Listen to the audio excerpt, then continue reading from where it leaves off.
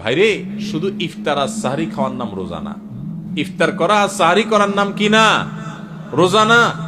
এটাতে রোজার স্ট্রাকচার দাঁড়ায়, কিন্তু রোজা ফাইনাল হয়, কমপ্লিট হয়, পূর্ণাঙ্গতা পায় যদি রোজা রেখে আপনি মুত্তাকি হইতে পারেন, যদি রোজা রেখে আপনি হারাম কাজ ছাড়তে পারেন, যদি রোজা রেখে আপনি খারাপ কাজ ছাড়তে পারেন। নবী করিম সাল্লাল্লাহু আলাইহি ওয়াসাল্লামের সেই হাদিসের দিকে তাকান, তিনি কি বলেছেন? মাল্লাম ইয়াদা কাওলা যুরি ওয়াল আমাল বি, যে ব্যক্তি মূর্খতাসুলভ কাজ ছাড়লো না, মিথ্যা কথা ছাড়লো না, মিথ্যা কাজ ছাড়লো না, গুনাহ এবং পাপাচার এগুলা ছাড়তে পারলো না, ওই ব্যক্তির রোজা রাখা আর উপোস থাকা সমান। তার উপোস থাকায় আল্লাহর কোনো ঠেকা পড়ে নাই।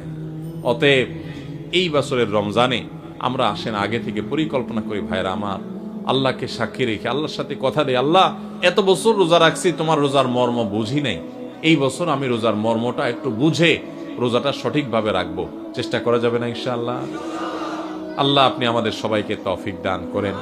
আল্লাহ আপনি আমাদের সবাইকে মুত্তাকি বানায় দেন, মুত্তাকিদের ইমাম বানায় দেন, আমাদের তাকওয়া অর্জন করার তৌফিক দান করেন।